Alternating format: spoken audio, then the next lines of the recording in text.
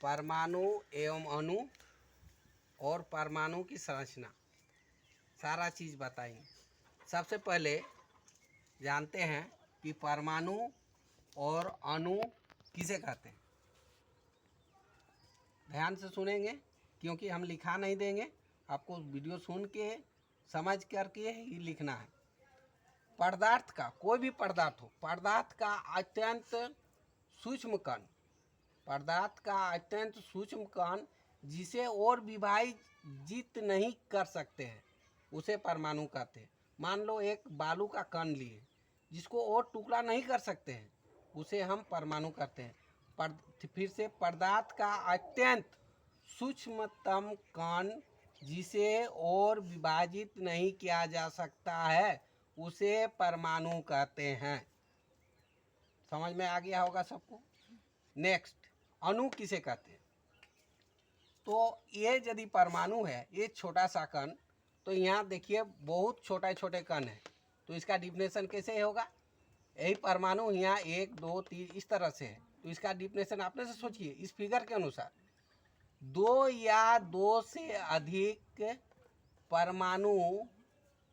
परमाणुओं से मिलकर बने पदार्थ को अणु कहते हैं।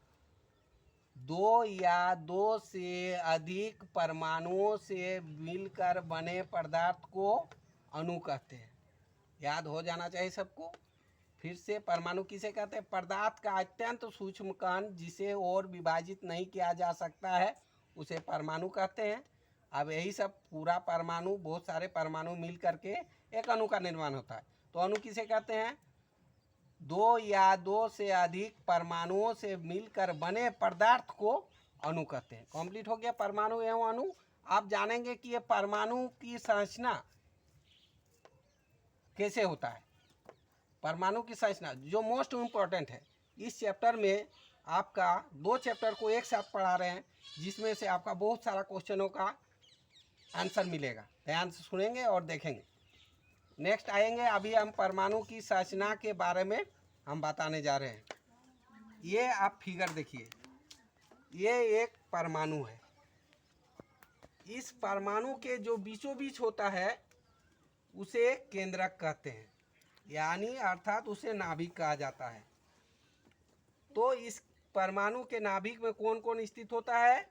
प्रोटॉन एवं न्यूट्रॉन, 2 कण नाभिक में स्थित होता है, और एक कण होता है इलेक्ट्रॉन।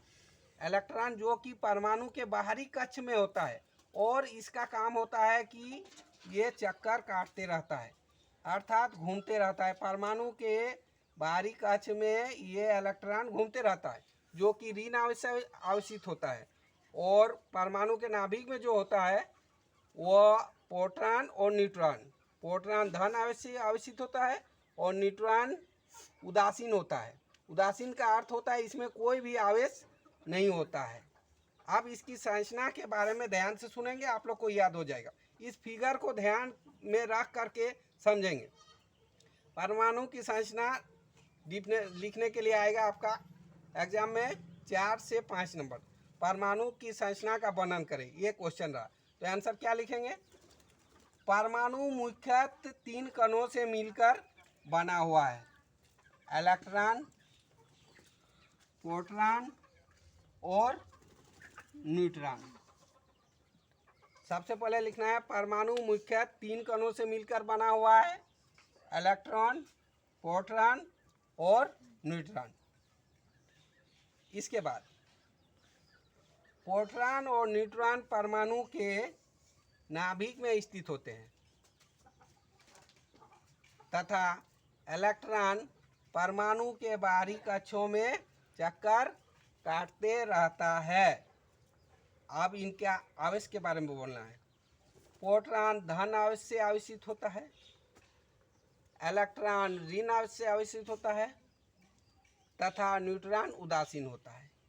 ये तुम्हारा परमाणु की संरचना कंप्लीट। कैसे बोलें। परमाणु मुख्य 3 कणों से मिलकर बना होता है, इलेक्ट्रॉन, प्रोटॉन और न्यूट्रॉन।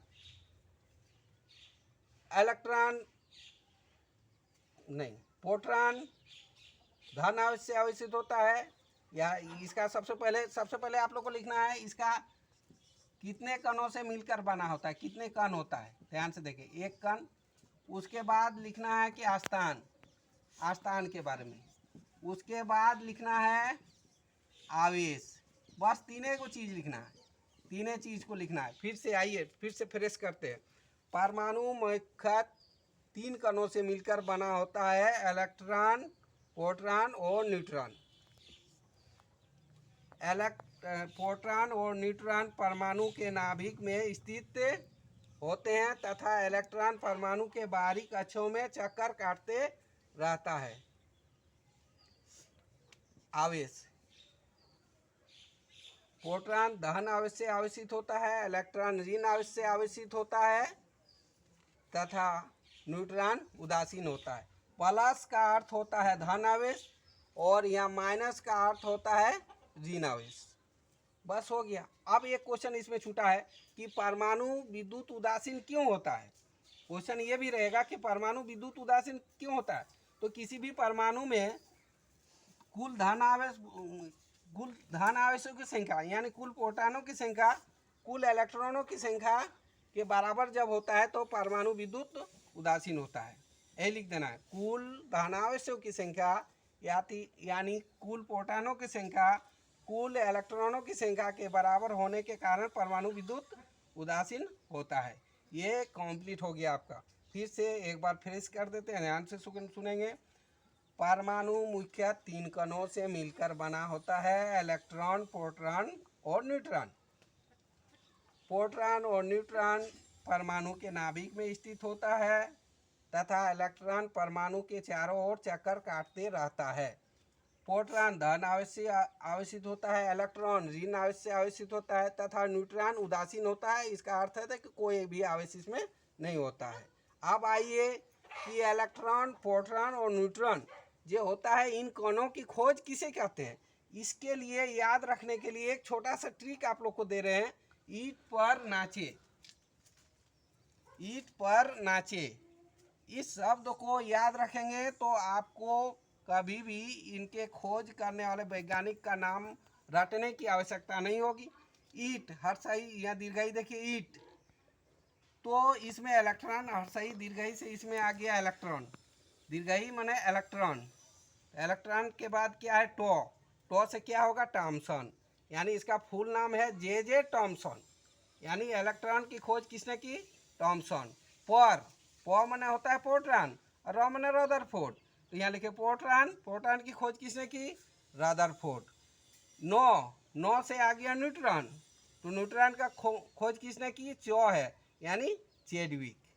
तो ये वाला याद रखेंगे, ईट पर नाचे, तो यहाँ आप देखिए हर्षई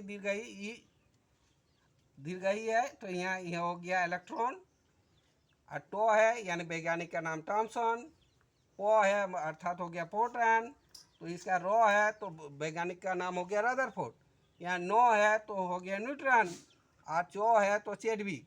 ये परीक्षा में ऑब्जेक्टिव क्वेश्चन में आता है कि तुम लोग को क्वेश्चन में पूछेगा कि इलेक्ट्रॉन की खोज किसने की, तो इसका फुल नाम आप जान लेंगे, जे टॉमसन। अगर बोल दे प्रोटॉन की खोज किसने की, तो बोलेंगे रदरफोर्ड। अगर बोलेगा न्यूट्रॉन की खोज किसने की, तो चेडविक। ये सारा चैप्टर खत्म। इसमें से आप लोग क्वेश्चन लिखेंगे, इसमें भी क्वेश्चन आएगा, परमाणु की संरचना का वर्णन करें, परमाणु किसे कहते हैं, अणु किसे कहते हैं, परमाणु विद्युत उदासीन क्यों होता है। Most important question. इन सारे क्वेश्चन को आंसर लिख करके व्हाट्सएप या टेलीग्राम में भेजें।